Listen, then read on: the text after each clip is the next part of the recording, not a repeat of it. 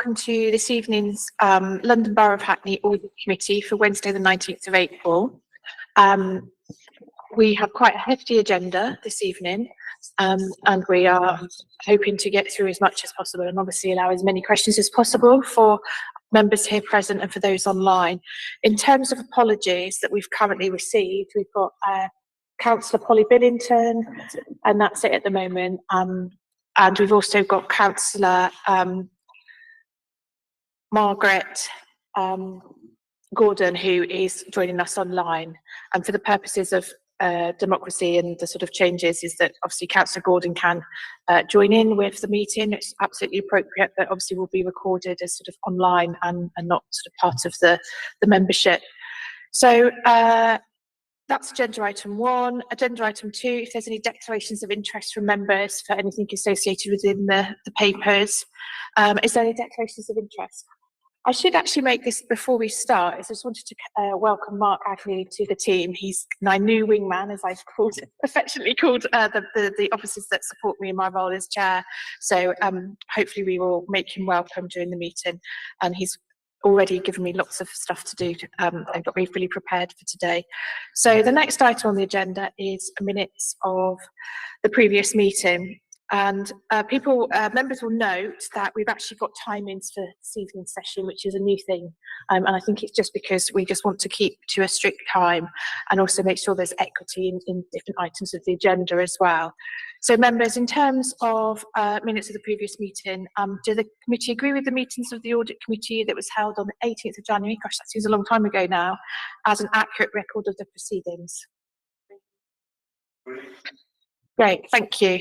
Now we're just going to move on to agenda item 4, but I've had a request, which I'm happy to accept as chair of Audit Committee, that we take agenda item 4, which is the finance update, plus the deep dive into the council reserves, agenda item 8, and also the Treasury Management Update Report, agenda item 9, all in one go. And I think this is absolutely the right thing to do, given that a lot of the sort of themes within the update generally with the finance update links into those in terms of our Treasury position and the financial deep dive. So I'd like to hand over now to Mr.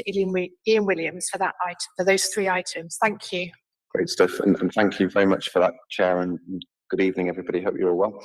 Good to see you all again.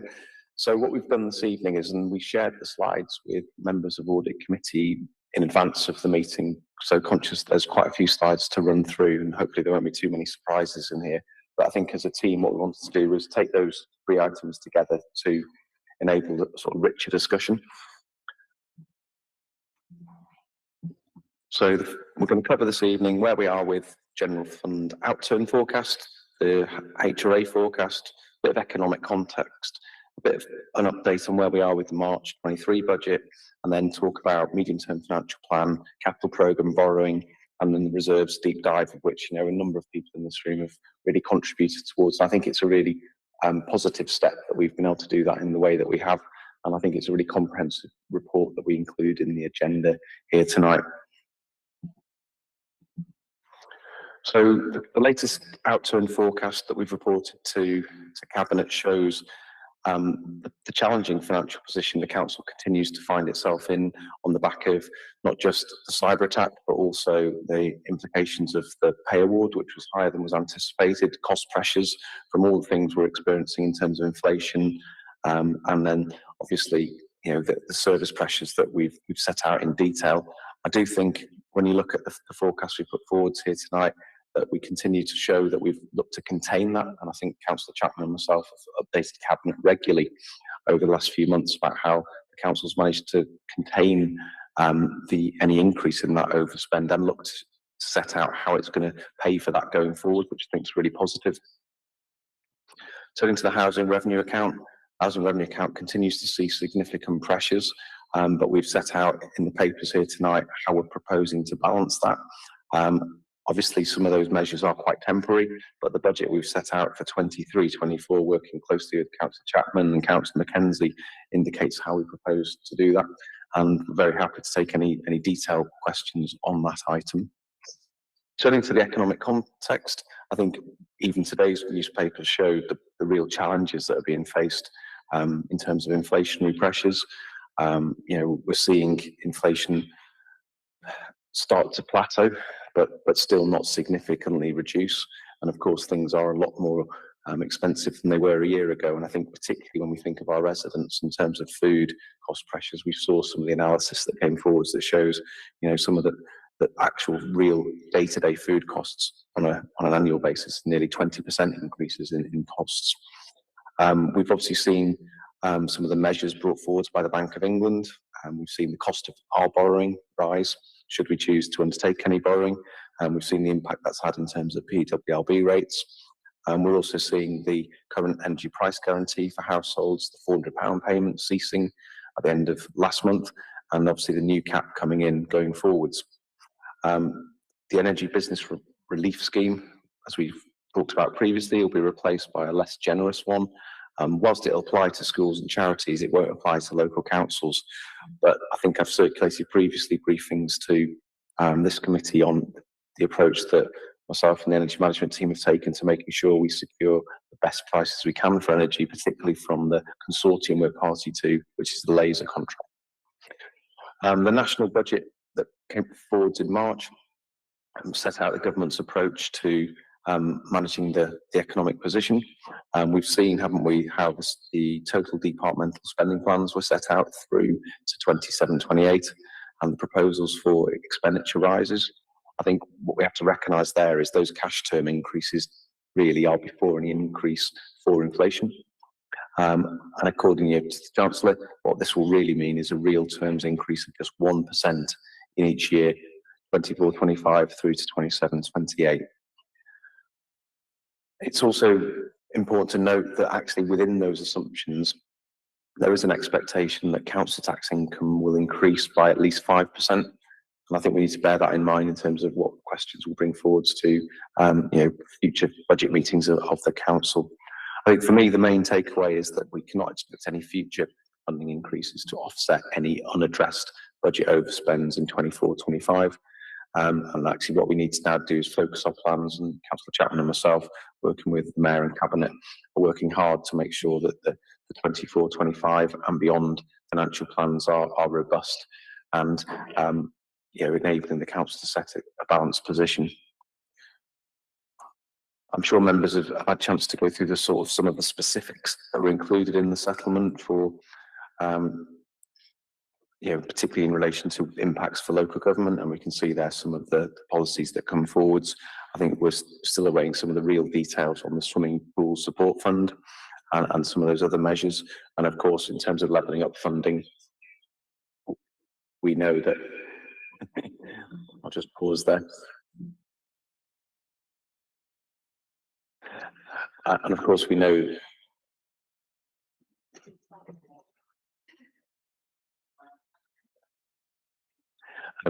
that Hackney's been successful in securing nearly £20 million of levelling up funding for the Hackney Central area, which is a great result and great piece of cross-council working to secure those monies, which there'll be further updates to Cabinet in due course. Turning to the medium-term financial plan, as always, we set out a range of scenarios. I think that's the best anyone can do at the moment, given the uncertainties there are. We only really have clarity on what the 24-25 settlement will be. Obviously, there'll be a general election not far off, but also other unexpected events, I'm sure, given the years we've experienced previously, will come forwards. So some emerging risks for the current financial year. Currently, whilst we anticipated an aggregate increase in pay of around 4% for 23-24 on the back of what happened in 2022-23, the latest pay negotiations offers suggest that it will be more expensive than what was anticipated. We're also seeing towards the end of the 22-23 year some significant increases in social care costs, which we need.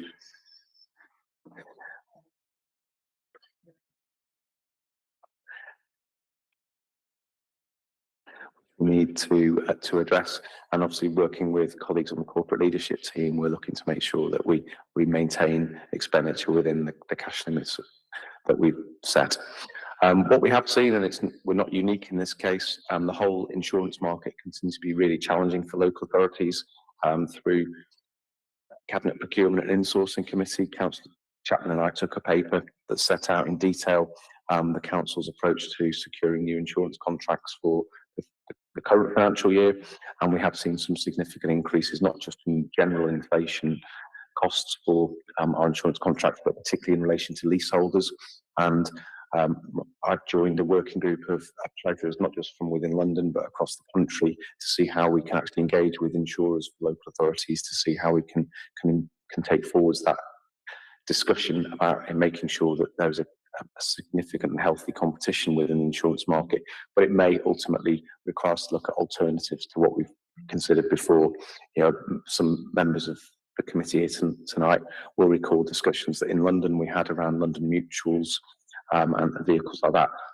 All come with opportunities, all come with challenges, and I think what we have to make sure we do is consider those in the round. Turning to the Council's capital programme and borrowing, and in this paper I'll deal with some of the items included within, particularly item 9, I think. You can see that the Council's capital programme, which forms part of the performance report we'll consider in a moment, shows we're currently expected to spend around £150 million. We've seen some challenges continuing in the housing asset management capital programme, particularly in relation to challenges of procuring the main planned maintenance contractor due to real challenges with the market.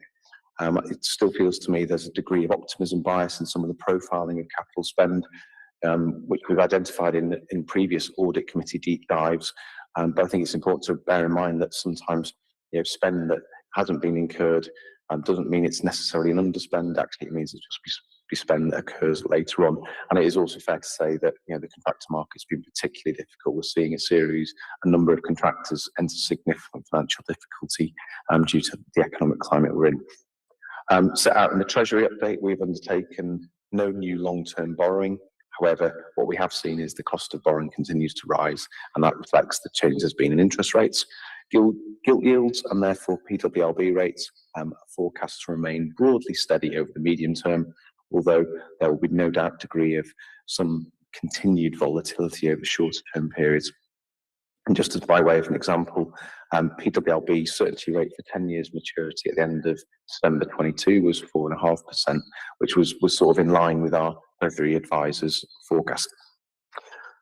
Turning to the accounts, and in particular where we are with external audit, there's been a lot of commentary, certainly in the local government press, around the challenges local authorities face in terms of getting their accounts signed off by respective internal auditors.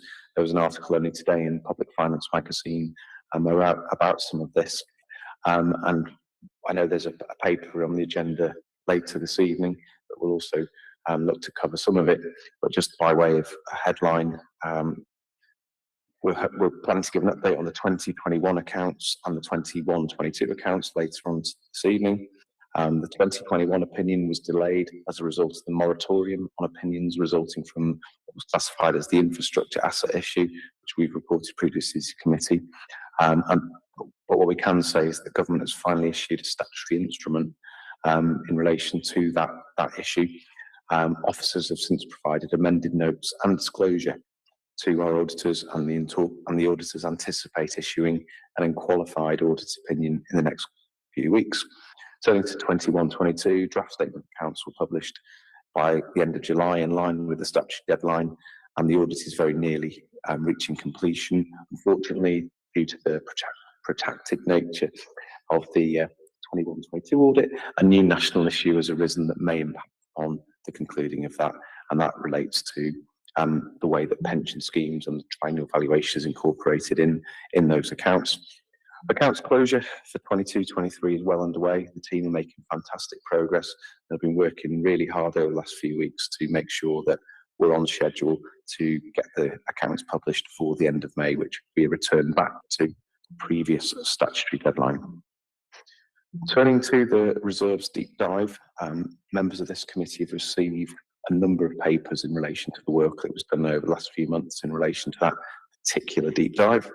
And as part of the work we undertook in relation to that, what we've identified is as follows, really. And by way of reminder, the scope of the review was to set out the legal framework schemes of delegation, show how our level of reserves compared to other London boroughs, provide a trend analysis of reserves and the category of those reserves, and also set out in more detail the purpose of the reserves held alongside the risks identified. I was also keen to set out clarity about where schools' balances are, given the pressures that schools are under. We've set out on the slides which has been circulated some of the legal framework and schemes of delegation in detail, and you can see there that sort of the clear legal framework for all of that. In terms of some of the substantive detail of where Hackney sits compared to others, you can see that our forecast reserves, well, our actual reserves rather, at the end, on 1st of April 2022, show us very much in the middle of the pack in terms of other London boroughs, and then as a proportion of our net revenue expenditure, again, in that sort of middle pack. Housing revenue account reserves, and I think it's important to bear in mind here that Hackney has one of the larger housing stocks in London, so you'd always expect us to have a higher level of reserves than, say, boroughs like the City, Kingston, Hounslow. But I think it's important to put it into context that on an annual basis, our gross expenditure on a housing revenue account is around £145 million, and I think that slide more demonstrates the percentage of our expenditure by borough.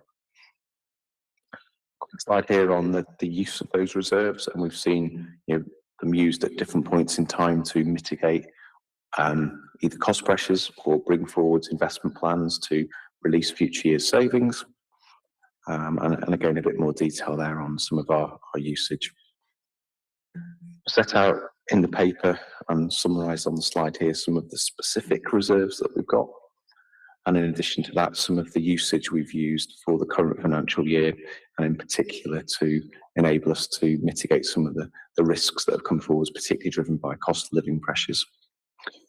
Similarly, with the housing revenue account, you can see again there how we break down the reserve in terms of some of the reserves we hold for things like the tenant levy, which is predominantly a reserve contributed towards by residents to fund specific activities relating to particular estates and driven predominantly by aerial mast income streams. And again, here we can see some slides that show just how the capital reserves are used. Next slide shows blend of school balances, and I'd expect that the next committee will be able to set out what the outturn forecast for the schools reserves are for 22-23. So in summary, general fund reserves increased in 2021 after a dip in the previous year, predominantly due to government grant applications, particularly around business rate reliefs. I think we can see very clearly what the council has reserves for and how they're used, and I really hope that from the various presentations, not just this evening, but at previous meetings and the deep dive sessions we've held, members have a better understanding of how reserves and balances are used. I would also just draw members' attention to, I know Councillor Lynch is very keen to make sure we have a clear plan for the next administrative cycle in terms of what this committee could also look at, and I think what we proposed in the paper under item 8 is future deep dive sessions. I think there's definitely something that certainly Dawn and I want to do around public interest reports, and in particular to make sure there's a proper understanding of lessons to be learned from those in many authorities now. Also, given the pressures school budgets are under, a real review and understanding of the position in Hackney, particularly on the back of the challenges we're facing around pupil placed projections. And then finally, I know what came out of one of the sessions we held on understanding the reserves position, a more detailed session on cost of capital and borrowing, building upon the treasury management training sessions we've done previously. So hopefully that's a relatively quick run through, Chair. Thank you.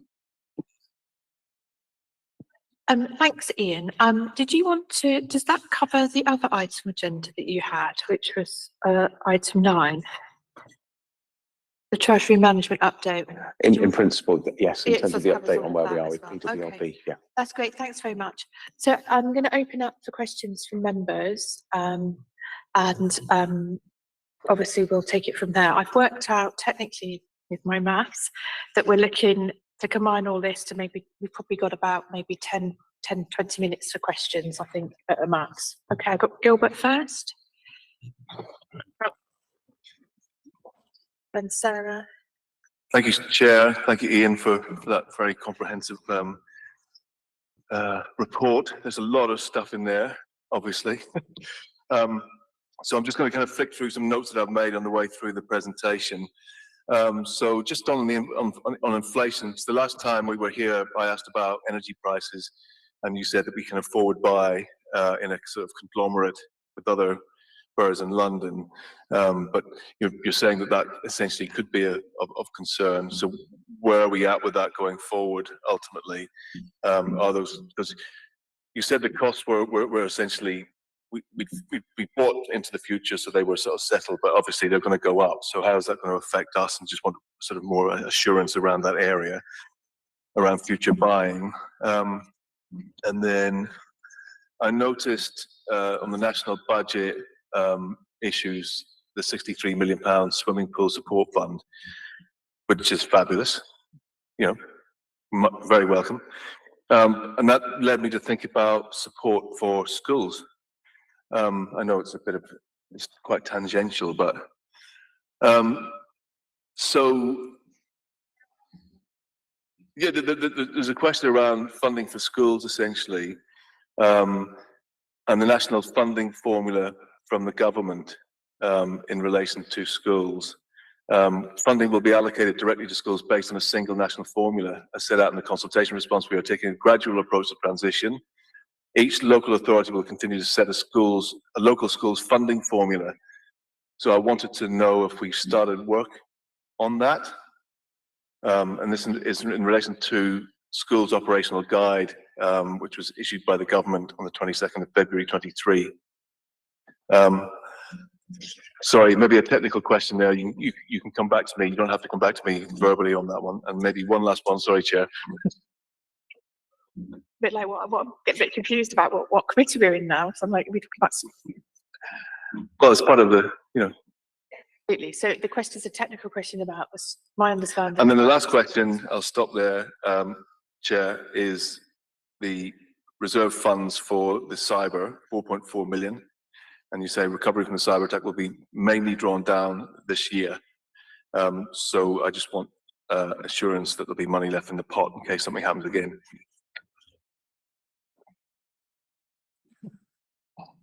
So if I take the question in relation to energy first, so we've been an active participant in the consortium that's called LASER, and so what we've been doing, working closely with colleagues in the energy management team, is making sure that we've made sufficient provision within our budget for 23-24 for those energy costs. Obviously, we can only enter into those contracts for the forthcoming year, but we've got a good track record in not only getting those good deals, but also actually locking those into our budget. So that is all provided for, and something which, working with Jackie, Deirdre and the team, we've made provision for in our budget costs. You made reference to schools, and I think in the slides earlier I referenced that the schools were, in particular in relation to energy, were able to access that scheme. It was local authorities that weren't. Okay. We are still waiting some of the detail of the £63 million for leisure centres. Yeah, sorry. It's a very small amount. There's a lot of pools around there, and I think it's not that significant for the borough. But we can get the detail. We have got some detailed estimates, and I'd rather not quote a figure now. But we can get that to you because I've got a figure in my head, but I don't know if it's per pool or just for the town. Well, I think the challenge with some of those schemes is that they have to reflect the fact that there's such different types of provision of leisure in the local authority sector. So in Hackney, as you know, we work closely with partners Greenwich Leisure. Some councils directly provide, others have complete other models, and how the funding ultimately flows through really depends. I mean, we've seen, haven't we, stories that there are some local authorities in some parts of the country that are faced with having to literally close their leisure facilities. That's not the position in Hackney. You made reference to schools funding, and in particular, that was one of the reasons I was really keen as part of the next phase of deep dives to do a real detailed session on schools funding. But what we are doing is all the things we need to be doing in advance of ever there being a national funding formula that's truly rolled out. We've done all the things in preparation for that we need to do, but obviously recognising, you know, the real pressures there are, particularly in London at the moment, on school rolls. But that will be something I really want us to focus on in the deeper dives coming forwards. Thanks. In terms of cyber attack, yes, we've made that provision. I think one of the things you can never legislate for is something different happening. What we are in the position of having, though, is very robust arrangements for looking to manage that. But, you know, as we saw in the newspapers today, you know, it is something that continually escalates in terms of the risk that exists. That's fine. Yeah, thank you for that, Ian. I mean, I suppose at the end of the day, it's a very simple question. You're drawing down the reserves of the 4.4 million, and if something does happen, how much is that going to be left, for example, for us to be able to deal with something if it does happen? I'm not saying it will, but if it does, that's kind of where I'm coming from. I'm seeing this as the pot being drawn down, and actually, I'd like to see the pot go up. Does that make sense? Can I just say it's really difficult to make pots go up just like that, because obviously we've got limited resources. And in terms of the cyber provision, just to be clear, that wasn't a provision that we had in the accounts before the cyber attack. It's because once we had the cyber attack, we had an estimate of how much it was going to cost us to recover from that cyber attack. So we set aside a specific provision. We haven't set aside another specific provision in relation to the cyber attack, but that is obviously one of the reasons we need to keep those general reserves and provisions sort of going forward.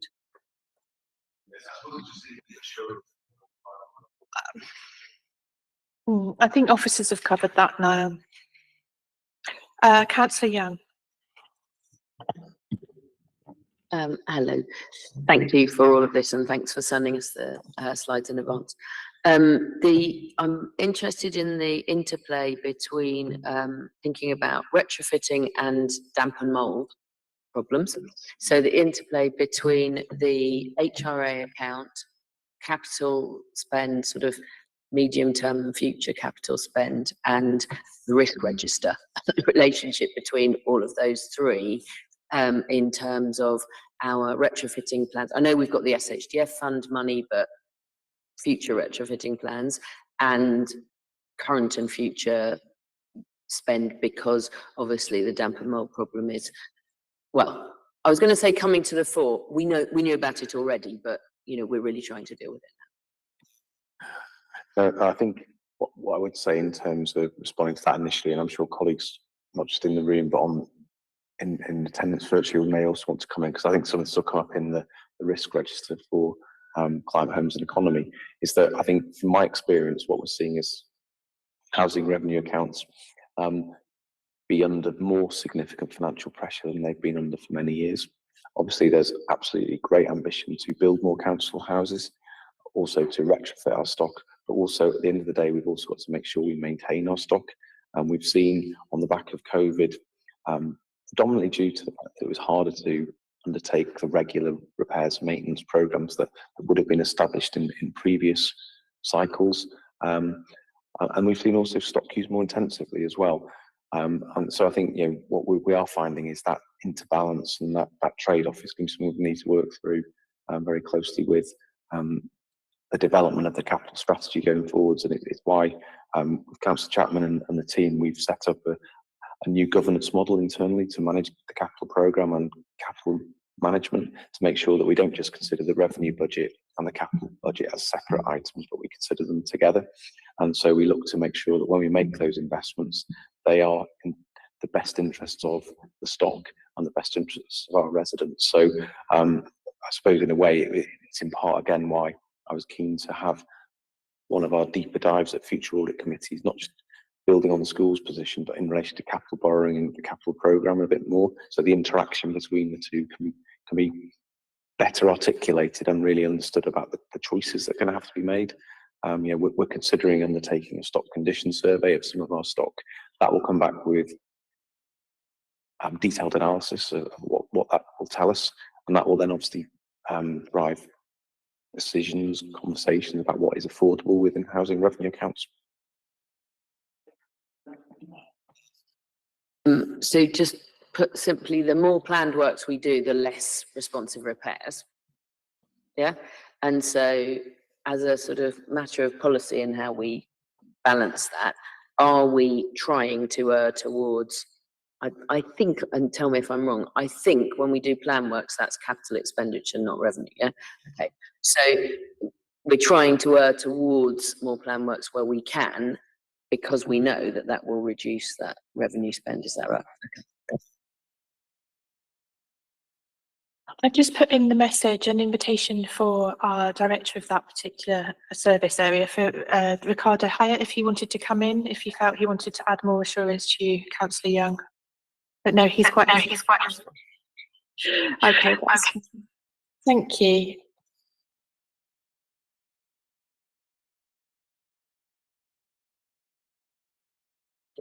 Thanks. Yeah, just adding my thanks to the team for all the work you did for tonight, as well as the session for the deep dive on the reserves. Found it really helpful.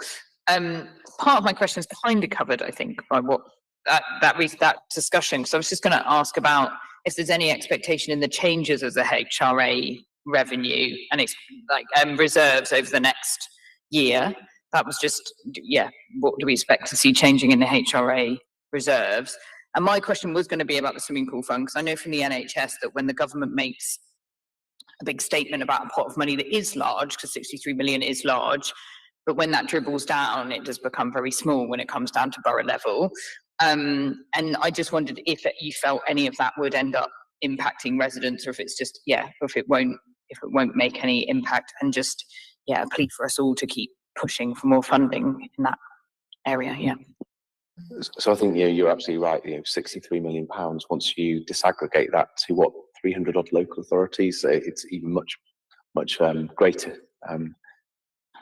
disaggregation than just the London boroughs, isn't it? So I think you're absolutely right in terms of the scale of intervention. It'll be what we can do with the team. We'll work with Head of Leisure to just do a quick update on exactly, you know, what our understanding at this point is of that scheme, and we'll circulate that to all members of the committee.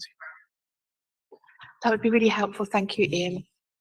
And in terms of your question on the HRA and any changes, obviously we set out in the budget, don't we, our estimate of where we think we will end up. Obviously, one of the challenges that we continue to face at the moment is the impact of the cost of living crisis on residents. And also, I would say aligned to that is the continued transition of tenants who are in receipt of fully housing benefit to universal credit, which ultimately changes the relationship we have with them in terms of the way that the payment comes across to us. So that's again is something that we continue to monitor very closely. But certainly Ricardo and myself, working with Deirdre and the finance team who are responsible for that area, what we're looking to do is put in place really robust monitoring arrangements, building upon what we've had established for many years to make sure that, particularly in terms of income collection, not only are we being doing all we can to support residents to pay, and building upon the great work that the Money Hub's been doing, of which again this committee's seen many updates, and they're helping people make sure they access all the support they can get.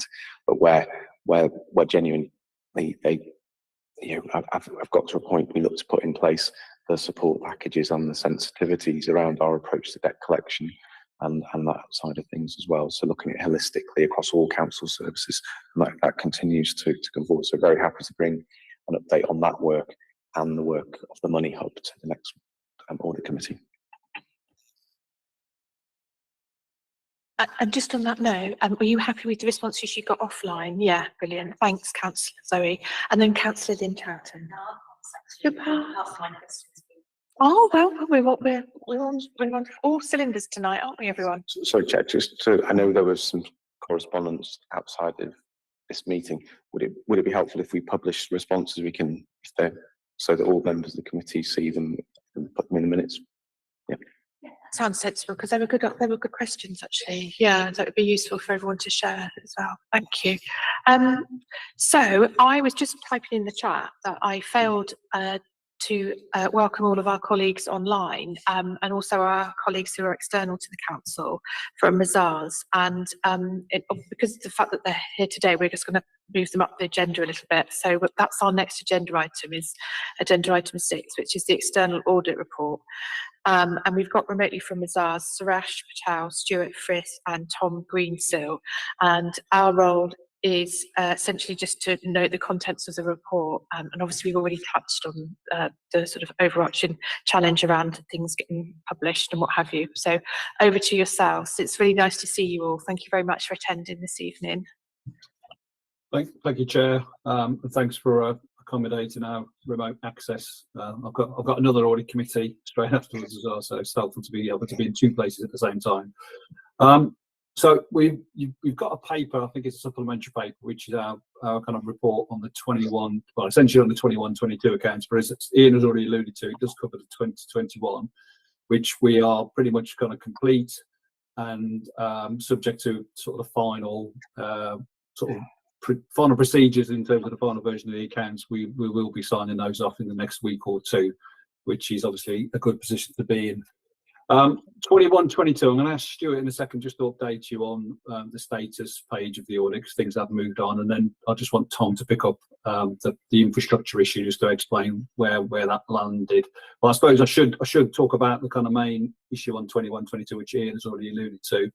And I suppose I should start with an apology to the committee, because we were hoping to be able to say that we had completed the 21-22 audit at this committee meeting, and I appreciate that it's extremely disappointing, frustrating, and dare I say annoying that we're not in that position, and I kind of share those emotions. This is purely down to the protracted nature of the 21-22 accounts audit process. So it's no reflection on anything that the council and auditors have or haven't done. I've included an explanation of the issue in the paper. I dare say it still requires a little more elaboration. Essentially, it's about the timing of probably the biggest accounting estimate you make in your accounts, which is your share of the pension liabilities that you are associated with as members of the Hackney Pension Fund, but also the London Pension Fund Authority. And it's essentially because we are so late in the process that you now have more up-to-date information to inform that estimate that is currently sitting in your draft accounts. But the only way that we would get assurance on any revised figure would be to carry out an additional piece of work, which we are planning to do as part of your 22-23 pension fund audit. So that's the kind of sticking point in terms of this issue, and it's fair to say it's caught the sector out in terms of a consequence of the delays of all the audit process in terms of 21-22. So you're not alone in this situation. It's only really crystallised probably in the last 3 weeks from our perspective, and we've engaged with the new system leader for local audit at the Financial Reporting Council. So the matter is currently with the FRC. They are engaging with SIPA, who obviously set your code, also with the National Audit Office, other audit firms, and DLUC in terms of the government department responsible for this. So we're pushing for a response in the next few weeks. I wish I'd be able to tell you what that response might be, but I'd just be conjecturing if I was doing that. So I'm not in a position to be able to do that, but you know, as soon as we get clarity in terms of where this will land, then obviously we'll be engaging with the council with a view to trying to resolve the matter as quickly as possible. I'll stop there on that. No doubt there'll be some questions. I'm happy to take that, but can I just ask Stuart to pick up the status page, and then Tom quickly on infrastructure. Thanks, Suresh. I'm just really going to go through page 14 in the supplementary agenda paper. This is the normal page that we issue when we issue our completion, which is say where we are with the audit, what's left to go through. That looks like quite a long list, and I'm actually very pleased to say the top 3 on the list are now finished, complete, and can come out of it. So we've finished our work on plant, PPE and investment property. No significant issues to bring out of that one. Our testing on grants, income and creditors is done, as is the testing on provisions. Item 4, obviously Suresh has just talked about. That will progress when it progresses, unfortunately. The rest, whilst they look still like quite a significant list, are basically a full analysis of our completion process, the various steps we have to go through to make sure we've got through the accounts and everything is signed. We're the other issue that needs to factor into here is we complete 2021 first, and then we'll move on to completing 21-22, so that we've got the correct final set of accounts for 2021 in the 21-22 accounts. Just a timing thing, but there is nothing in here that, aside from the IS19, that is going to cause us particular delays. With that, I will pass to Tom, who will talk about the infrastructure issue, which was the big issue that arose initially on the 21-22 and 2021 audit. Thank you, Stuart. So if I could draw people's attention to page 20, the infrastructure assets was a national issue which arose across all accounting firms. So it wasn't all accounting firms and all clients, so it wasn't just you. Basically, what happened was that it was noted that the gross book value of assets and the accumulated depreciation were overstated. And so, as was mentioned earlier, a statutory instrument was brought into place. So this override removes the requirement for authorities to make any prior period adjustments to the balances, and also means that there's no need for these amounts to be disclosed. What it doesn't do, however, is it doesn't apply to the depreciation which is charged in year. And so the useful lives of the assets and then the depreciation, which is an estimate of the economic consumption of those economic benefits, is an estimate which we deem to be a management judgment with a key risk of material misstatement, and that's because of the size of the infrastructure assets. So in order to address that risk, we've reviewed management's review of asset lives, the residual value and the depreciation methodology for infrastructure assets. We've assessed the expertise of engineers which management have used to inform their estimate of those useful lives of the infrastructure assets. We've reviewed the accounting policies for derecognition of infrastructure assets and made sure that they reflect the accounting treatment applied. And then we've also obtained assurance that the apportionment of net book value and in-year expenditure across different types of infrastructure assets are reasonable. And then we've also challenged the asset lives determined by the council, where these have been outside of the ranges which have been provided to us by SIPFA. And we've also ensured that management have included the disclosures which are needed by the SIPFA code update and the amended regulations which have been brought in as a result of this issue. So we're happy that the balances and the associated disclosures are materially accurate, and we think they've been appropriately accounted for within the financial statements. But we will be making a recommendation to management in our ACR, which comes in respect of record keeping on expenditure of infrastructure assets. And this is just to make sure that that's accurately tracked, so that the gross book values and the associated accumulated depreciation in future don't become materially misstated. And that's because we expect the statutory override to expire in the future. And I'll hand back to Suresh there. Just finally for me, I should have mentioned on page 15, we've summarised the outcome of an objection that we did receive on your 21-22 accounts. Hopefully that's self-evident in terms of what we've stated, but again, happy to take any questions on that as well. That's great, and thank you all very much, and thank you very much for articulating really well what the challenges have been, and you provided us with quite a lot of assurance as well this evening to sort of highlight those bits that have already, since this has been printed, have been outstanding, have been dealt with. So, I mean, we all sort of just to note this. Is there any burning questions from members around this, other than just to say thank you? One, Gilbert, yeah. Yeah, thank you, Chair. Thank you for your report, Miles. It's all looking quite good to me.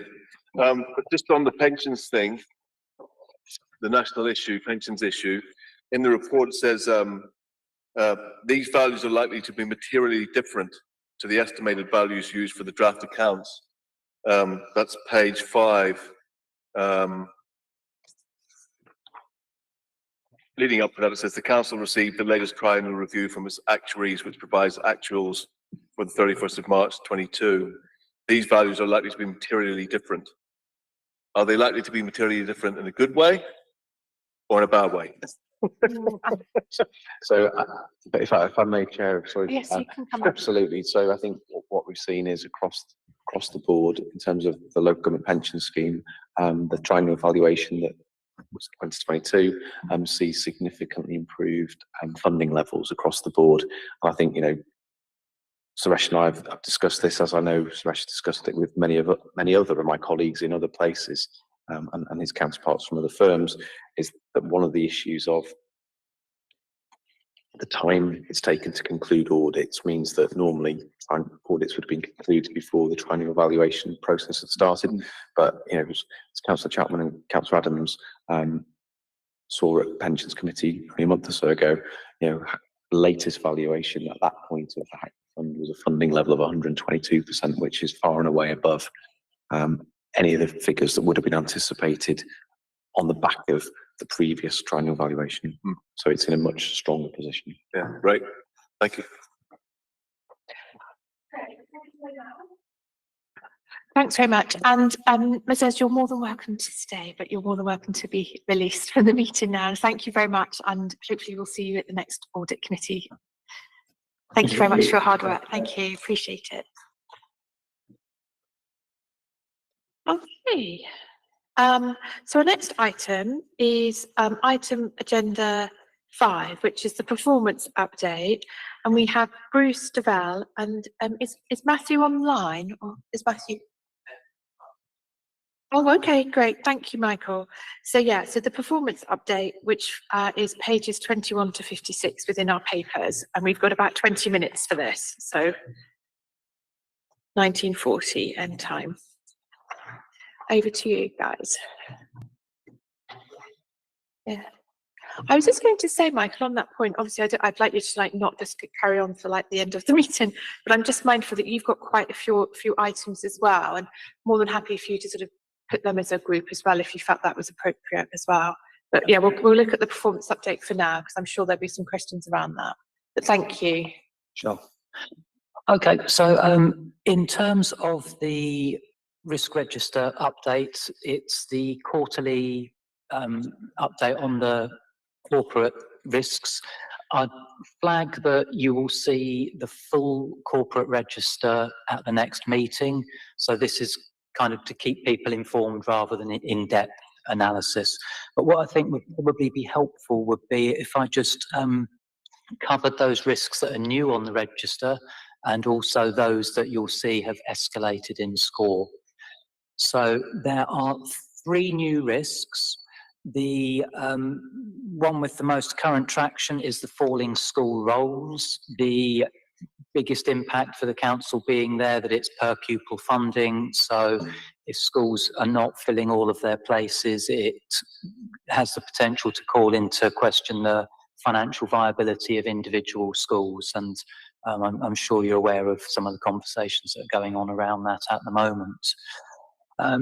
There is also a new risk concerning the escalating cost of residential care, with specific reference to looked after children.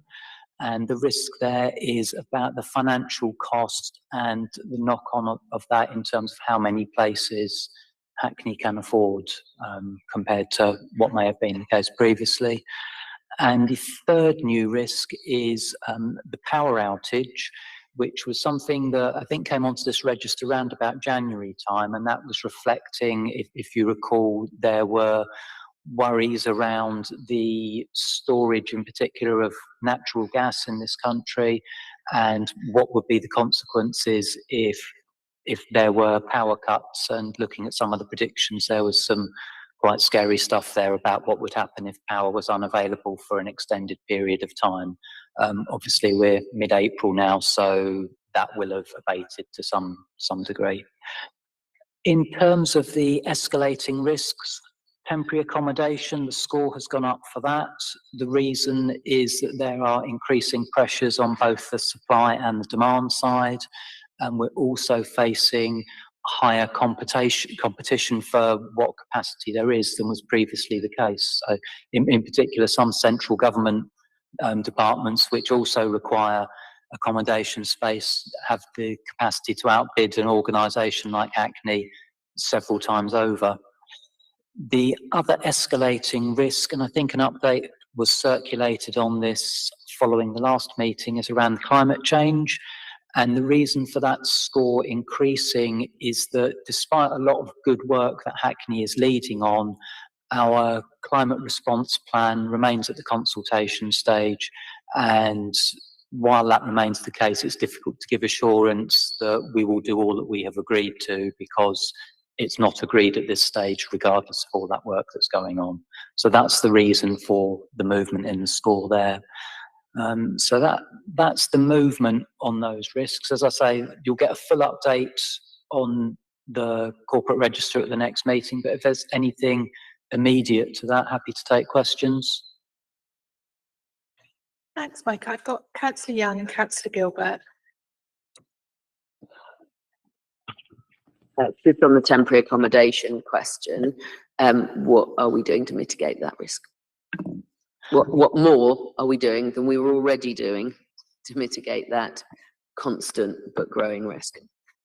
Yeah, I mean, I'm not the expert that can speak in detail on that, but what I would say is that Hackney is doing everything it can, and we're in a position where people realistically are being placed outside of Hackney, outside of London, some considerable way away, and unfortunately there is no magic bullet that is within Hackney's control, and it would be wrong for me to sit here and give false assurance on that.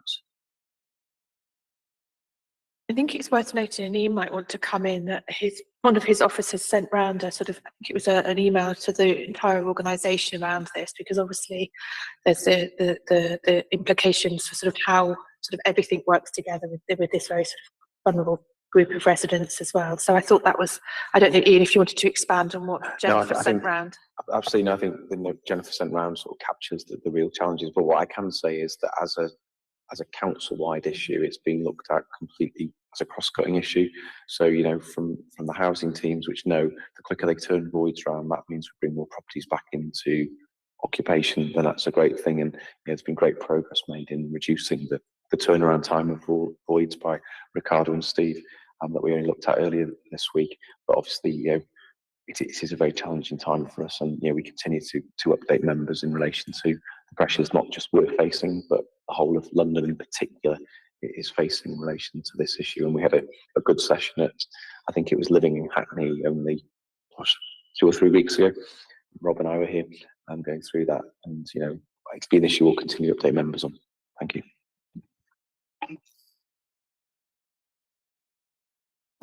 Councillor Gilbert.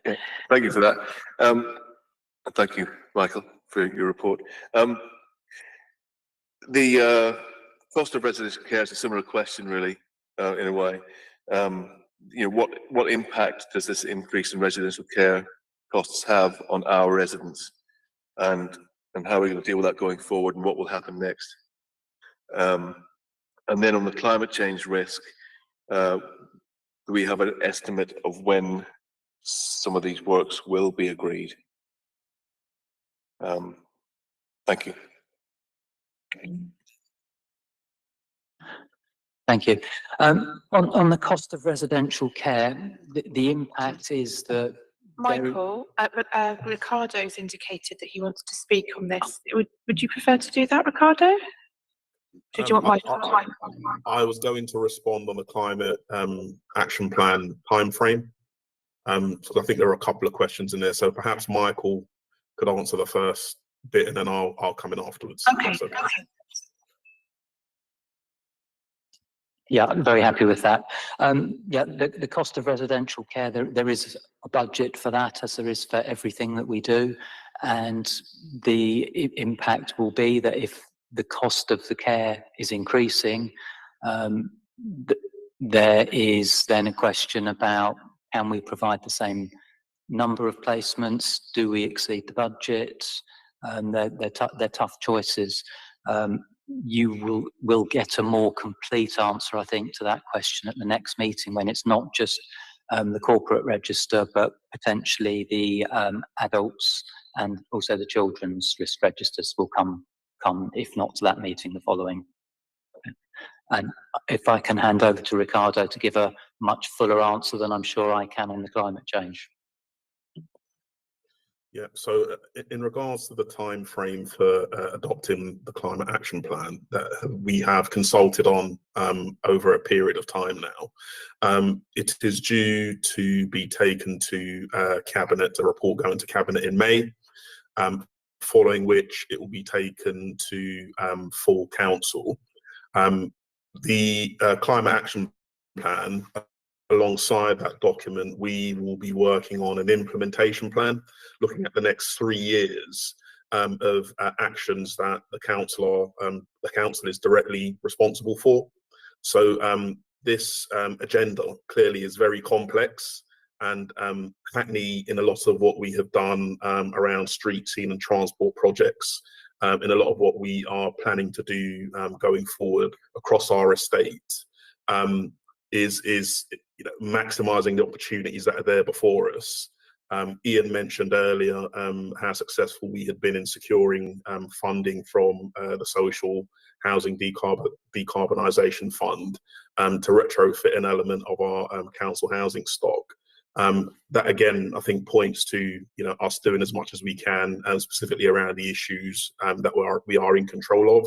But I guess the last thing I'll say is, again, with this agenda, there is a lot here that is outside of the council's control, and that's where we're going to have to really think carefully about how we use our convening powers, how we seek to influence partners in order to achieve the greatest impact possible. So I just thought it would be helpful to provide that bit of additional context. Great, thanks, Ricardo. And we're looking forward to the next agenda item, which is obviously going to be a little bit more of a deep dive into your service area. Councillor Charlton, you just pointed out something on page 37, is that correct?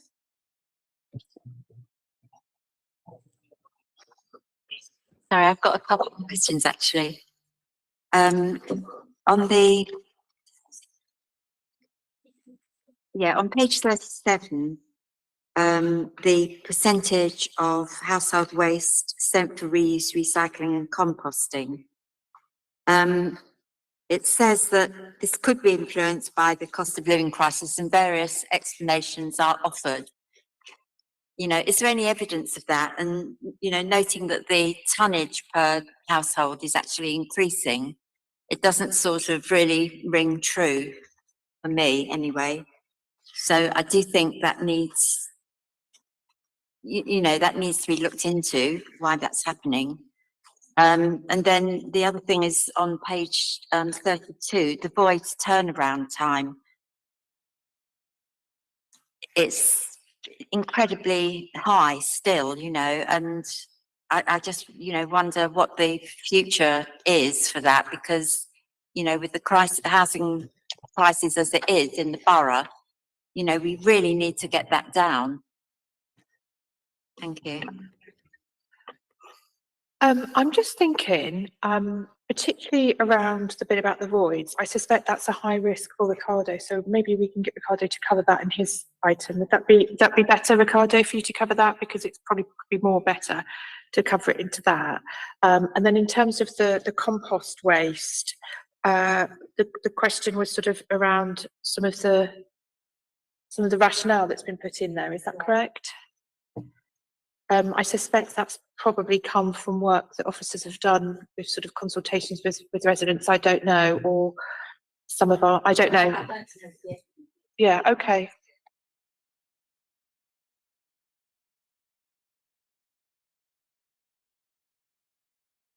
Absolutely jump in. Oh, Ricardo. I didn't know if Ricardo wanted to jump in, if not, That's fine. I may come in afterwards. You go. yeah, I mean, there's lots of work going on in that area, looking at what are the causes. It's a systemic sort of thing across the board. It isn't just in Hackney. This is stuff that's going on across the board.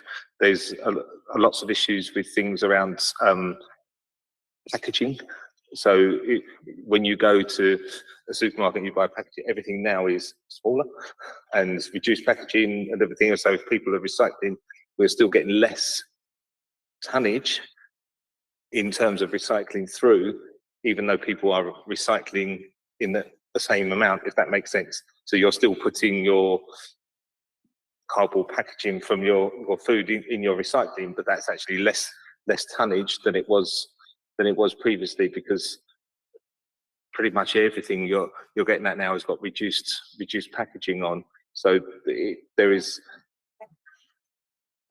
reduced packaging and everything coming through. So it's not that people are recycling less, it's just less packaging, less stuff coming through. But I can sort out, Councillor Stratton, if it's happy, a discussion with the sort of the officers.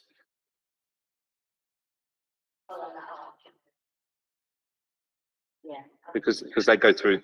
I guess there's always that thing where our own lived experience is sometimes very different to others, isn't it? In terms of how, I know people have different ways of doing recycling, but then we know there's challenges for people that don't have space for recycling and such like. And I suspect, like all of us who've been grown up in households where, you know, every scrap had to be eaten because of, you know, it wasn't good to have waste. And maybe there is that change in behaviour, unfortunately, that we've become. I think the issue for me is that more items Sorry, are... Lynn. Sorry, Lynn.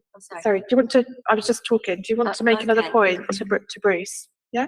I just wanted to respond to that, because more items are recyclable. So it doesn't make sense that the recycling rate should be going down, regardless of whether or not packaging is smaller. But let's take this outside the meeting, and perhaps I can arrange something with the, you know, the recycling team. And But residual waste is also falling, so it's a percentage of all waste. Yeah. Maybe we might be something to take out with Councillor Coban as the cabinet member as well. I know Councillor Coban does quite a lot. He's quite active at the front line with our office of our staff that go out and do the recycling as well. So I'm sure there might be an opportunity there to even do that then as well. Maybe just actually see how what happens out on the refuse trucks. Sorry, Councillor Zoe. Sorry, you can. Sorry, just I really do appreciate that the risks that have been described, a lot of them are kind of out of the council's control, and I think there are some improvements that, you know, we often focus on the negatives, but there are lots of things that have improved even slightly. But I did want to just ask a quick question on staff sickness on page 25 and the complaint. So staff sickness, I just wondered if you've set kind of a target, or if we're trying to kind of move towards, I know there's kind of seasonal changes, but just wondering if you're kind of doing any work that you expect will kind of influence that in the next few quarters. And then on page 27 around complaints, I know it's noted that Hackney had seen an increase in complaints post-COVID compared to other areas, which I'm presuming the cyber attack had something to do with that. But I just wondered if, like, what we're expecting to see and when we're expected to see an improvement on that risk as well, just in terms of timescales. Thank you. Oh, and just, yeah, Ian, just noting the point that you made before, I was going to make it here around the rent arrears and looking at that in a deeper way, but then you picked that up in item 4. So yeah, that was good. So sickness, there's lots of work going on, particularly around long-term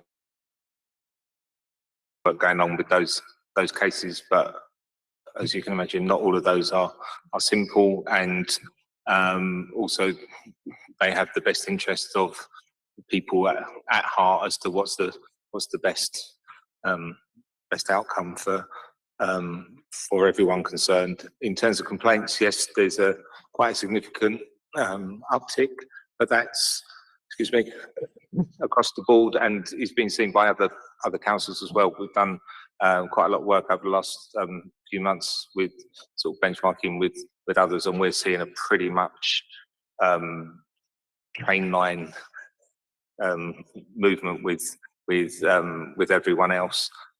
In terms of that, what we have seen actually is less of those with us compared with others actually escalating to the next stage. So we're actually resolving more of those, but these across the board, and there's lots of different reasons behind that. Some is still overhang of cyber.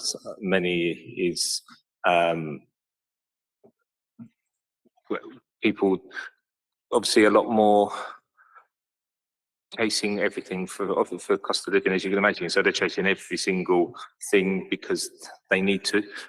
So there's people are a lot more sensitive to things and pursuing every route as you might expect. We still have sort of roughly just under 50% of all our complaints are related to housing, which is what it's historically been because of our large housing stock. Again, that's in line with others with those housing stocks. So because of that, we will always see a larger rump of issues because of that housing stock. But it's starting to plateau now. How quickly that will go down, I'm not sure. I don't think it will be a dive down in the same sharpness as a dive up, but we're starting to see a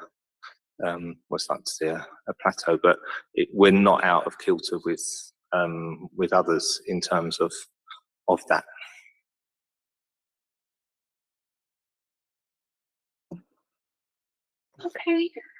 Okay, one more, Gilbert. Yeah, just a quick one on the recycling, because obviously Lynn brought that up. It's quite interesting. Do we take into consideration the public bins? We have dual recycling bins, don't we? So we've got this one side is general waste, and the other side is. Does that get calculated in all the figures as well? And then just one interesting thing for me: skip waste. What do we do about that? Does that get accounted for anywhere? Stuff that goes into skips. Skips are private though, aren't they? In which sort of skips? Yeah, I was just intrigued as to what happens with the waste and skips. Yeah. So the on-street bins are, yes, but as you can compare as a percentage of overall, it's fairly insignificant in terms of overall recycling waste. That is very insignificant. In terms of other items, as much is taken out and into recycling as possible. So all those things as things are removed, if things can go into that into those other sort of means of usage rather than landfill, then they're removed and put it through. But obviously it depends upon the quality and the state of it, whether it can be done. Great, thank you. Oh, Councillor Chapman, did you? Might make more sense of it if we showed the tonnage figures as well as the percentages. Yeah, we can. Good suggestion, Councillor Chapman. I think that would help, definitely. A bit more of a visual thing. So, Because it looks like a good news story, really, even though yes, the figures would indicate the other way. yes. Okay then. We are now going to move on to agenda item 7, and it's with great. Yes, it's under this agenda item, Lynn. Yeah. So agenda item 7 is the Directorate Risk Review, which is the climate, home and economies. And it's with great pleasure to welcome Ricardo Hyatt, who is our Group Director for Climate Change, Homes and Economy, because it's his first time with the Audit Committee. Ricardo, over to you. But as Councillor Charleston's just nudged me, is I think we're going to take, after you've done your sort of report, we will want to have Councillor Charlton ask the first question around voids, because clearly that's something that I'm sure you're very, very much on top of, but it'd be great to have a bit more of a detailed response to what's happening to sort of try and mitigate that. But thanks very much, Ricardo. Over to you. Thank you, Chair. I'm going to be brief to leave as much time for questions as possible. And I will take the report as read, But in terms of the key items to highlight, there are a few sort of key and significant new risks that have been added to the register since the last time it was presented to the committee. As you'll have seen from the corporate risk register, there is a specific risk around the cost of living crisis and the impact that it has and is having across a number of services within the directorate. Residents being a key one, given the level of our council housing stock. We're thinking really hard about how we can, alongside initiatives like the Money Hub, how we can work with residents to support them to maintain their tenancies, and thinking about businesses reinvigorating and considering our approach to business support. Notwithstanding the challenging funding situation, there isn't sort of tons of funding support coming down from government, particularly in the sort of post-pandemic world, to sustain businesses. However, you'll see from the risk register that there is, via the UK Shared Prosperity Fund, funding been allocated to Hackney, small though it is, and to support businesses. But again, and Ian touched on some of this earlier, the increase in fuel costs impact a number of our energy costs, impacts delivery of a number of our services. Hence why that one has been added to the CHE risk register as well. And then the other one, which we touched on in the previous item, was around damp and mould. And we've seen on the back of sort of tragic circumstances last year, specifically the death of Awab Ishaq up in Rochdale, the increased focus on damp and mould. And it's unfortunate that such a serious incident has had happened for a spotlight to have been shone on this issue. Not that it's not something that we weren't aware of, but lots of residents quite rightly quite concerned about some of the issues that they're facing in respect to damp and mould, not just in council owned property, but also in the private rented sector. And we have pulled together and have been working across the piece to think about what measures we need to put in place to address the issue. In regards to the private rented sector, there's been some additional funding through approved through the 23-24 budget to increase the capacity within the PRS team to mitigate that issue.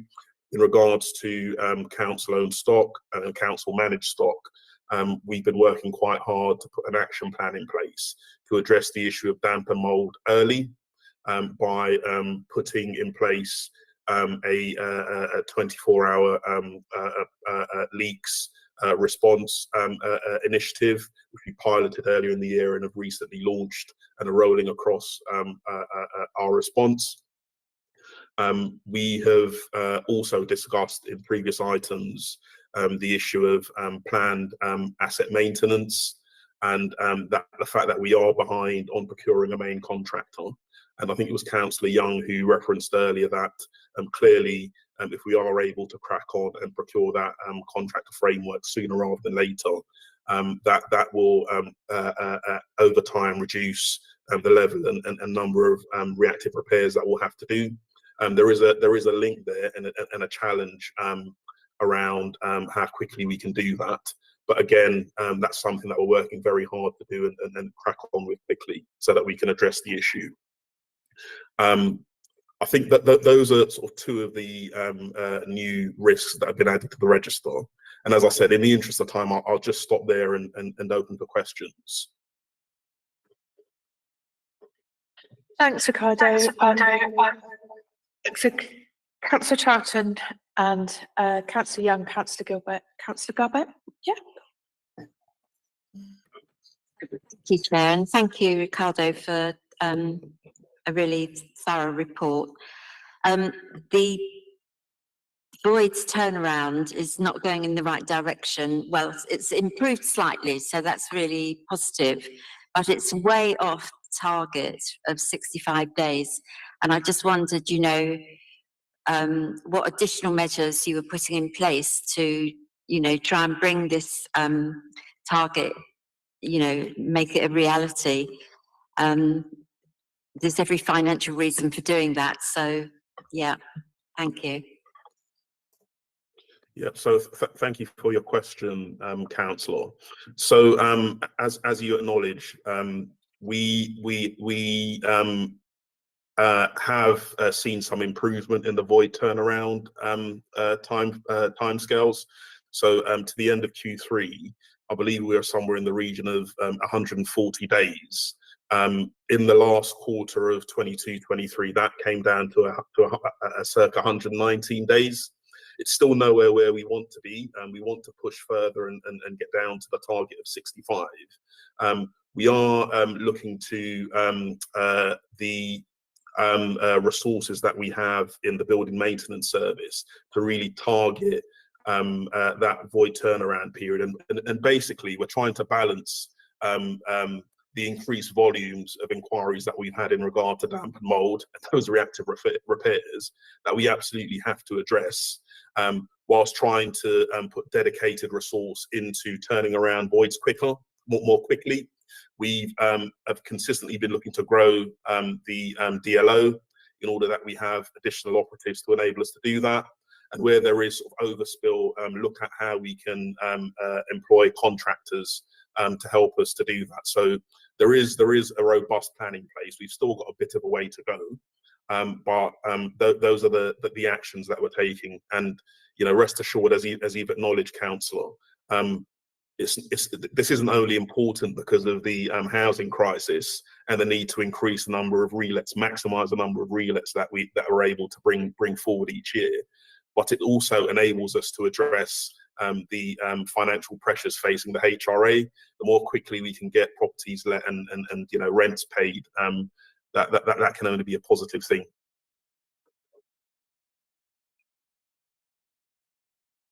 Before I come to the others, I just wanted, because everyone knows I like my data and I like to see improvement. I think that's a really good point, that some of the data that we've started to look at, the way it's being presented, shows where there's improvement. And I think that's really useful for the staff as well, that are trying to make a difference. So it's sort of showing that there is an uplift. Obviously, it's still not meeting the parameters of the sort of control limit or what we put in for what we want for a sort of target for turnaround. But I think it's useful for us as a council.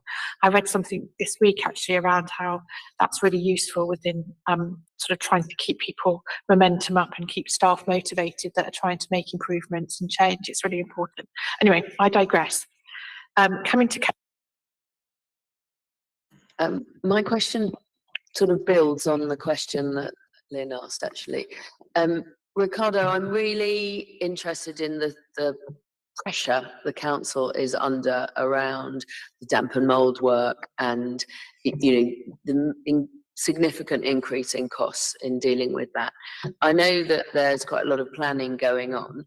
I'm wondering about how, could you reassure me that we are really engaging in joined up working across this piece, so that, for example, where we have long-term damp and mould problems requiring perhaps temporary decant, we've got a plan in place with housing needs that allows us to do that. And where we have damp and mould problems which are block wide, I'm not asking about a specific piece of casework, this is sort of a broad issue, that we are taking a whole block approach. So just that there's a joined up approach and that it's joined up across departments, but also we're not just sending someone into that flat and then we get another report, we send someone into that flat. Yep, so just to answer your question, so in terms of the first part of your question, I can assure you that you know, we are joined up across different service areas looking at this issue. And just to give you an example, towards the end of last year, we pulled together a group of officers, senior officers across housing needs, across PRS, across the housing service. And I brought those officers together to bring together an action plan, looking at you know, commonalities, you know, how we can learn from, you know, different measures taken to ensure that we are cited on these issues, because the housing, the portfolio of housing stock in Hackney is about a third private sort of ownership. You know, PRS and sort of the council stock is significant. So, you know, there's an impact there across all tenures. So I can assure you that, you know, officers are speaking to each other, and you know, there is that sort of cross team working. In terms of your second point, you know, it's quite a complicated picture. And yes, as you say, we do need to take a whole block approach. And just speaking specifically about the housing service, post-COVID, we built up a significant backlog of repairs. Was built up, you know, stemming back to works that should have been done by the end of December 21. We managed to get through over 7,000 backlog repairs that built up through the pandemic and lockdowns last year. That you know, required a significant effort. I think in terms of the service, there is an approach and sort of culture of intellectual curiosity that we need to build up in how we go about our work. So, you know, where an operative or a surveyor goes out to inspect a particular property, if we know that there's a leak along one side of a building and it's on the 3rd floor, you know, we're trying to get measures and processes in place so that that surveyor, you know, knocks on, you know, the property on that side of the block on the 1st floor, the 4th floor, the 5th floor, just so that we can try and identify issues and mitigate them. Now, identifying the issues is one thing, and I already touched on the increased level of demand that there has been over the past year. We then need to work on how we deal with that inevitably additional throughput. So, you know, I'm not going to sit here and say that's an easy challenge or, you know, an easy thing to address. But the first step is really identifying the issues, and that's definitely something that we're working with the service to put in place. Can I ask a follow-up on voids? So feeding voids into that complex picture, I fully understand that the social housing regulator and others, you know, require us to turn around voids as quickly as possible, and understand we need rent to come in. I have a concern that speedily filling voids can mean that we're not resolving these other problems. And I just wonder how we balance that. So we do sometimes see people being pushed into voids when actually the repairs haven't been done. They're not assured the repairs have been done. There's still some damp and mold in the flat, for example. How do we balance that out when, of course, we need to fill the voids? Of course, people need homes, but they also need decent homes. Absolutely, Councillor Young. And I mean, if there are any, I know we're not here to talk about specifics, but I'd be very concerned if there are specific cases where you know, tenants, residents are being moved into properties that aren't ready or fit for habitation, particularly if we've gone through a process where we've tried to undertake works to then let that property. I'm not sure if that's what you're saying or implying or not, but you know, that should not be happening. And if it is, you know, I'd really be interested to understand where and you know, really try and tackle that issue. Thanks. And I think Councillor Gilbert or Councillor Zhu, I can't remember. I think first. Thank you, Chair, and thank you, Ricardo, for that. And just building on what Councillor Young was talking about, the damp and mould. You mentioned, you know, you've got planned asset maintenance, you know, an asset maintenance plan going on. I mean, I think one of the key words in there when we're looking at damp is we've got to find the root cause of the problem, and we've got to basically tackle that. So the root cause of the problem is what we're really after. I wondered if we're interacting with the governing bodies, for example, of housing associations and other people, other providers in that sector, to talk about damp and mold and how they're dealing with it, and if we can apply some pressure or even learning amongst ourselves and those organisations as well, and how the landlord licensing scheme going as well in the private renters sector, because obviously that's an opportunity for us to kind of get in there and find out what's going on in the private renter sector. There's a lot of people in the private renter sector actually, you know, living in really terrible conditions. I know it's not necessarily our absolute priority, like what's the word I'm looking for? Responsibility, but there's conversations to be had around there. So they're not really questions really. It's more, I suppose, just a comment based on reflection really.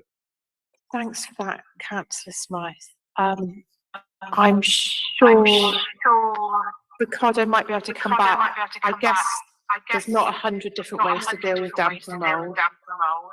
And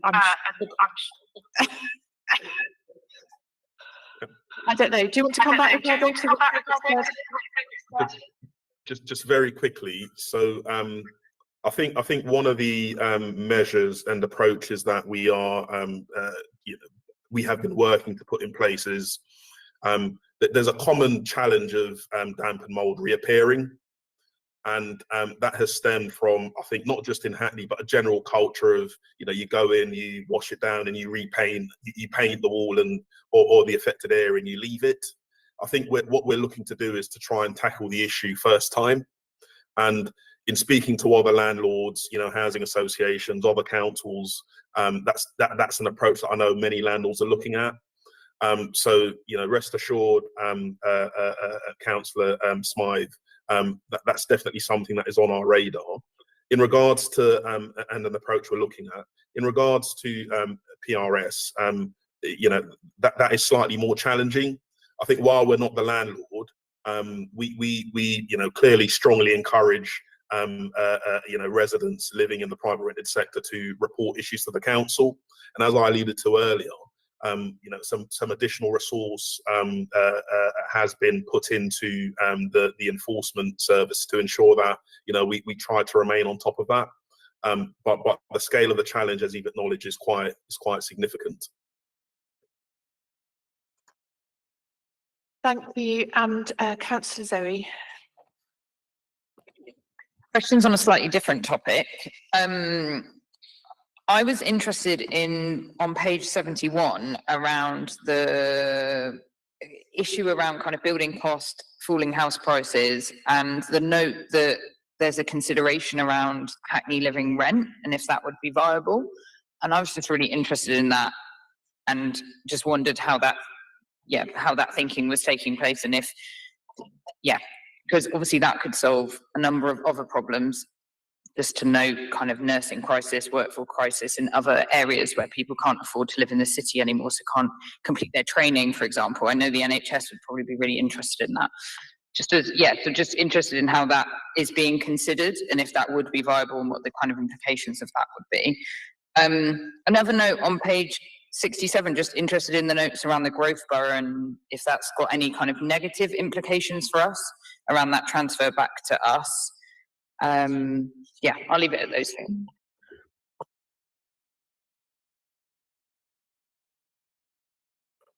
Thank you, Councillor Barwick. So I'll try to be brief.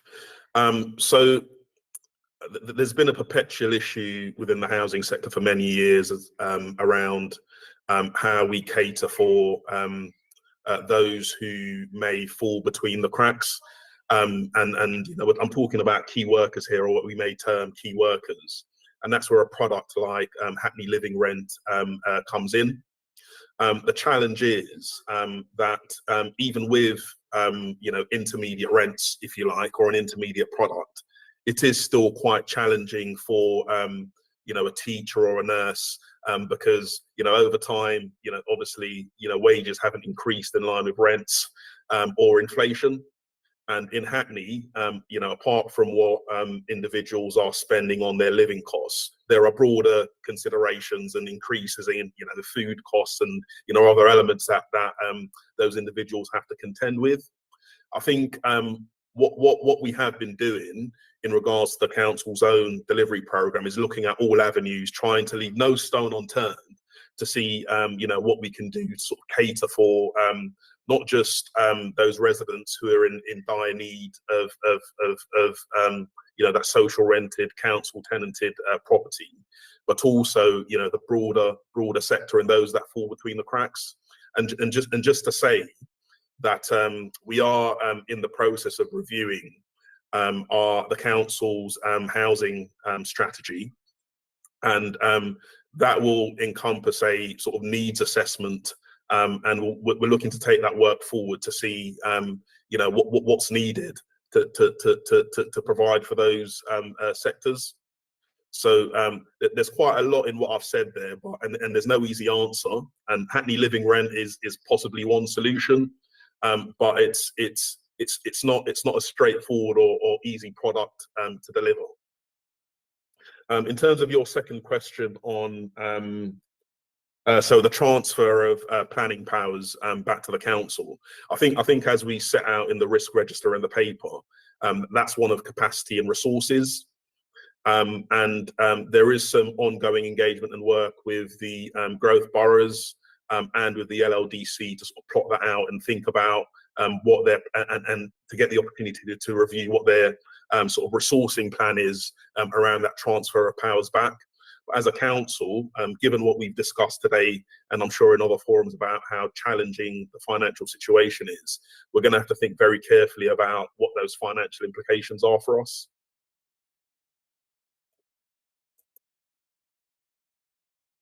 Thanks.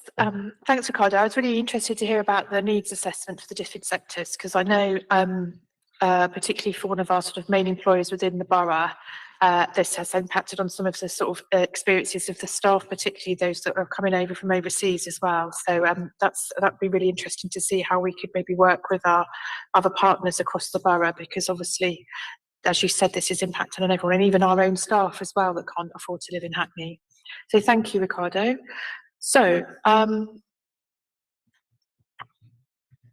yes. I think we're now on to item 10, which is the internal. So actually, just for clarity, we just need to, members, can we just note the contents of that report from Ricardo? Yeah, and then we move on to agenda item 10, which is the internal audit plan. And again, it's just to consider and approve the proposed internal audit plan for 23-24 and associated key performance measures as attached in Appendix 1. I'm mindful, Michael and Ian, that you've also got agenda item 11 and 12. And I just wondered whether or not you wanted to do them sort of together or separately, or whatever you felt would be easier, really, in terms of, you know, not wanting to muddy the waters, but just sort of obviously make sure we've got enough for members to absorb and reflect on. Thank you, Chair. I think what would be best if I take the audit plan item first, because that does need committee's approval, but I'll take the subsequent two items together. They will dovetail nicely. Okay. So start off by saying that we need your approval for this, please. The internal audit plan sets out the work that the division will be undertaking for the year ahead. There's been particularly strong engagement from all service heads during the planning process, which is really helpful. It's good to have that buy-in at the start. And the plan is derived from a number of sources. So it's not just talking to other managers, it's taking information from the risk registers, being aware of what the threats are that face organisational objectives. There is work that's been carried forward from not just this year, but also the year before, as we get fully on top of things after the disruption of recent years. So there is more than usual that's been carried forward. We particularly focus where we know that there's change or governance issues have come to light through the annual governance statement process. There's follow-up work, and we also consider the materiality of systems, so the number of transactions, the amount of money flowing through a system, all of that features into the plan. The proposed work is set out on pages 173 to 177. It includes themes the committee has considered during the year. So, for example, the progress against net zero targets is due for audit. We have got a piece of work around the public interest reports and issues that have come out of those elsewhere to health check Hackney against some of those big themes in local government at the moment. And there's also a recurring theme of where there are financial pressures that different services are facing inevitably at the moment. It's also worth noting that the plan by necessity has a degree of flexibility in it. You'll be aware when you get the audit progress update every quarter that there are some audits that drop out and others that replace them as we go through the year. And that is right and proper because the plan should be a dynamic item rather than set at a fixed point in time and doesn't adapt to change when it needs to. So that's kind of the background to how we have drawn together the audits that are proposed for 23-24. At that point, I'll pause and take any questions about the content of the plan or anything related to it. Do members have any burning questions? Councillor Smythe.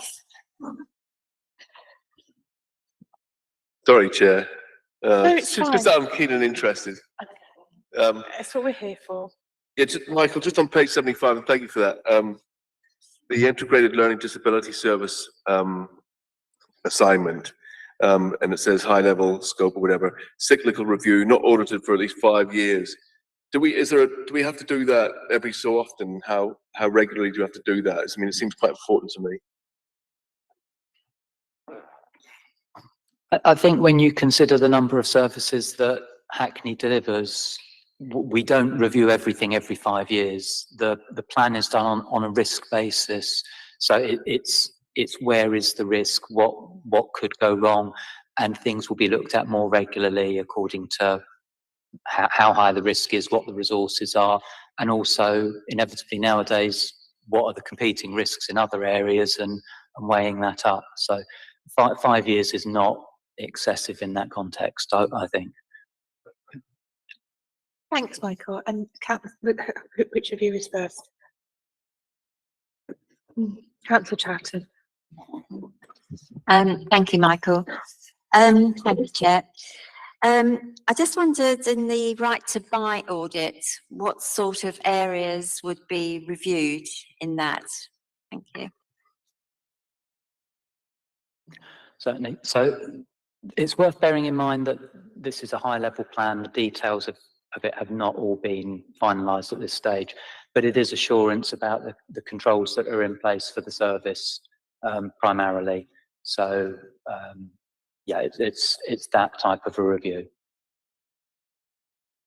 Thanks. Ian, did you want to add to that? Yeah, and just if it's okay, Chair, to build on that, of course, you'll know in future reports on the agenda where we talk about the work of the investigation team, particularly around right to buy applications. The team's been remarkably successful in turning down ones which are fraudulent, building upon the great work they've been doing in terms of tenancy fraud as well. So it's part of that suite of it. And I think, as we all know, a right to buy application comes with a discount of over £100,000. So probably as a value, one of the most significant that exists in terms of opportunities that exist. So that's why, again, we focused intensely on that and got a great record in overseeing it. Thank you.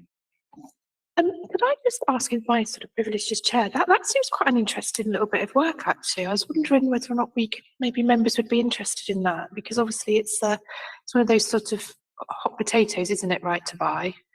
And whether or not it would give assurance to members that sort of the right sort of belt and braces is being put in place to sort of make sure that sort of quite valuable assets that we have, whilst sort of balancing the need of the tenant to be able to exercise their right to buy. But just wondering. Yeah, can I ask? I know there's been a review and a report on right to buy by audit not that long ago. I'm sorry, I read the papers, but I wasn't on the committee at the time. But maybe could we go back and look at what we've already done and see whether there's an update to be provided? So yeah, I mean, maybe something for the next sort of municipal year. Yeah. Thank you. And it was yourself. Sorry, Councillor Zoe. Sorry. Yeah.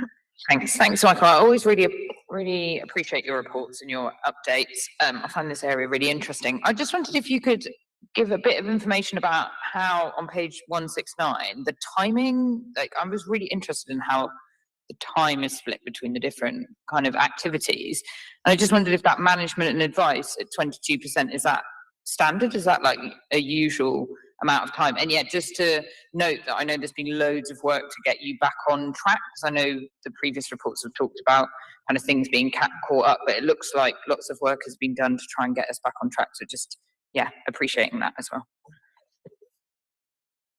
Certainly, whenever I put these figures together each year, I think, oh, we don't have very much productive time. But But the reality is that the gross days available, it starts off including everybody's annual leave, making no allowance for sickness for other reasons that people are away from the office during the course of the year. So I suppose it's a little bit shocking, but it's only because you're seeing it set out and broken down for our service. It's not that we're particularly unique in that way. And it just adds up when you make those standard allowances. And the other thing to bear in mind is that I think there's that just for planning purposes, there's a set amount of sick days that we plan on.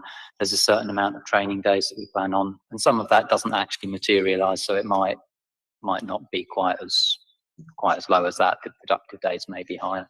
In terms of the management advice and time, there is quite a lot of work at the end of each audit assignment to check the report that's coming out of that is valid, that the proper checks have been done, that the paperwork is in order. So all of that comes into it. And then there are other items through the year that don't necessarily make it onto the audit committee agenda, where we will be approached for advice by some teams and provide that. And it's not actually an audit, but it's still adding value. Great, thank you. So just committee members, can we consider and approve the proposed internal audit plan? Okay, great, thank you. Okay, one more, unless it's really quick. Just on equal pay, obviously I've only ever seen gender and ethnicity. So is this going to be all protected characteristics in that equal pay audit? Is that, because I know it says in line with legislation, but it's just I've only ever seen our gender and ethnicity, but it'd be good to see all of it if that's going to come out from the audit. I'm advised, yes, it is. Or oh, that's worth asking, wasn't it? Brilliant. I know. I think Councillor Williams was keen for that as well. So, sorry, Chair, and just sorry. to build on that, in terms of in that space, we're also looking at pension inequality as well. But in terms of going forwards around, but it's obviously we are slightly. It all depends on the data sets that you hold, and we're looking to see how we develop that.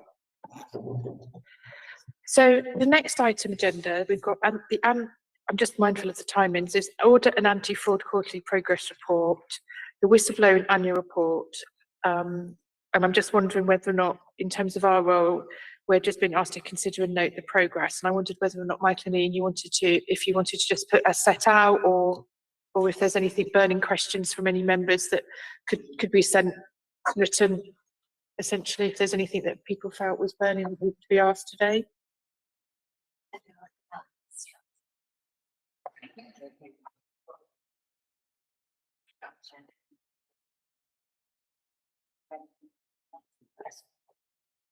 And the audit restructure has taken place and has been implemented successfully.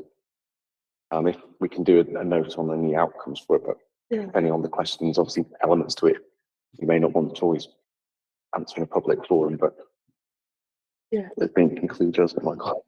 Yeah. I guess that's, I guess should be very limited if this is involving members of staff, so I don't think it's really appropriate for this forum in terms of the detail of that, but it sounds like it's been undertaken, Yes, so yeah. Anything else, Michael, in terms of the audit, anti-fraud progress report, whistling annual report? No? Okay. Any burning questions from any members in regard to these two item agendas? They're sort of standard, aren't they? So we sort of know what's on there. So that's agenda item 11 and 12. Audit Committee annual report. I myself am going to be very brief and have it as set out. The only thing I would say is I just wanted to, on record, and verbally express my thanks to the committee members supporting me in my first year as audit chair. Also to Peter, who's no longer with us, for his support, and now obviously we've got Mark as well, and also, as always, for the excellent officers who come and prepare these fantastic reports, and also come usually, as we can see, quite late into the evening. So that was just wanted to put on record my thanks for that. And again, it's just for the committee to sort of note the annual report of the audit committee is set out. There's no recommendations from this report, but if anyone feels that I've left anything out or could have put anything more in, then more than happy to take that. But that's my bit there. So that's item 13. And then item 14 is the work programme. which again is our sort of work for the next proposed work programme. And I think within this, we've hopefully going to include some of the stuff that we've talked about the deep dives. Hopefully I'll still be chair of the audit committee to be able to see this through, but hopefully whoever is in post, we can sort of follow the recommendations of this work plan tonight to make sure that that goes on regardless of what happens in terms of membership of the committee. Michael, did you want to say something? No. Yeah. Yeah, I just wanted to be clear, wrapped up with the audit progress report, there was also a whistleblowing annual report. Just wanted to make sure that committee was happy to take that as read. Yeah. Yeah. Did you want to ask something? No, it's absolutely fine. We're fine. Yeah, we have got the whistleblowing. Yeah, Gilbert. Yeah. It'd just be nice to hear maybe just like a minute or something, just what Michael has to say about it, really. Just a minute or two. Yeah, that's fine. That's all right. Sure. The whistleblowing report, it's something that we're required to bring every year. To be honest, there's not a huge amount of content in there. It's a small element of the referrals that come through to the team. It's important that we have the arrangements in place because it means that people that would otherwise be reluctant to tell us things have an opportunity to voice concerns. But it's a small number of investigations that result from those types of referrals. Yeah, no, that's absolutely appropriate, Gilbert. And I think you're right, because the whistleblowing is so important for our staff as well, so that they have that opportunity. So it's great that we're able to sort of be able to have witness to that in terms of what that is showing in terms of our staff. So that brings us to our agenda item 15, which is any other business. And I've been told to note that there's not been any notifications of any items of urgent business for consideration. And it's just also for the committee to note that the committee meeting dates for 2023-24 will be like every other committee within the council, will they'll be approved at our annual general meeting on the 17th of May. And within that also the sort of positions within the committee and such like. And that will be communicated to members of the committee shortly after that as well. So yeah, so if anybody hasn't got anything else they'd like to contribute, I'd just like to say on behalf again, just thanks very much to committee members and to officers for everybody for supporting me in my first chair of this committee. And I'm going to do this because it might be my last time. Just call end of the meeting. So thanks very much. And also thanks very much for those people that have contributed online. Thank you, Chair. You've been fab.